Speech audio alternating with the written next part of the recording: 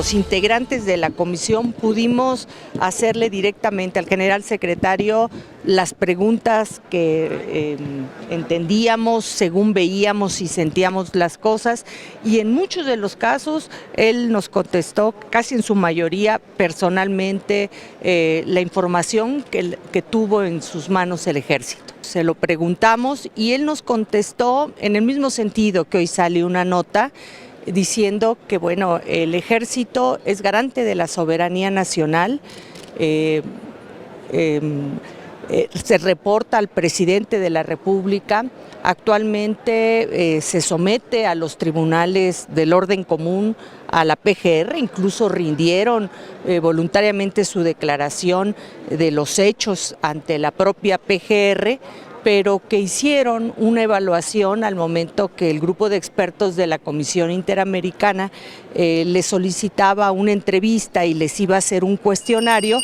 en el sentido de que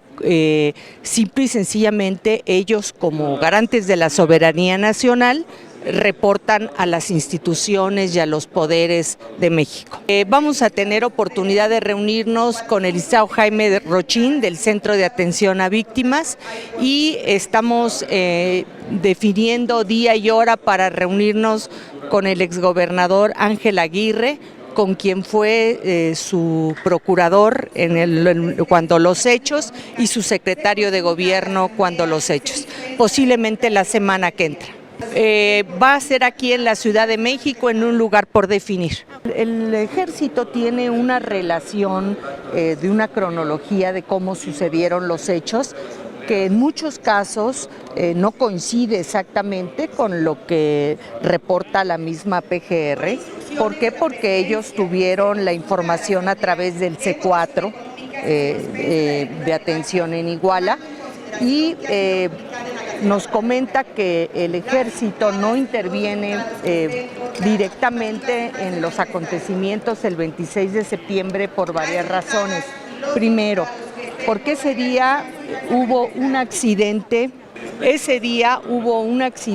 en la carretera Iguala, kilómetro 44, si mal no recuerdo, donde se voltea una pipa con sustancias tóxicas y el grupo de reacción de la zona militar 27 que está en Iguala participa desde prácticamente 9:30 de la mañana hasta 10:30 de la noche en labores de auxilio, mover el tránsito y mover también estas sustancias tóxicas. Por otro lado, nunca tuvo solicitud de las instancias, policía municipal, estatal o federal, para intervenir, y que cuando ellos a través del C4 se enteraron de que había muchachos posiblemente heridos, solicitaron información y se les dijo por parte de la Policía Municipal, concretamente el secretario de Seguridad Municipal, que no se requería su intervención. Y más adelante, en el transcurso de la noche, cuando empiezan a tener información, ellos se constituyen en lugares específicos, como es un hospital donde se lleva a un joven herido, en donde además se decía que había muchachos armados, que no era verdad, los muchachos no estaban armados. Visitas a la comisaría municipal, atención a los padres que estaban inquietos, igualmente atención al grupo de deportistas de los Avispones de Iguala que también resultaron heridos, pero es hasta que ellos empiezan a tener conocimiento directo, porque la gente los busca o se reporta en la zona militar. Sí, comentó que asistió el jefe al informe de la esposa del alcalde, que según reporte que ellos tienen fue de 7 a 8 prácticamente el informe de la señora. Terminando el informe se retira el jefe de la zona militar.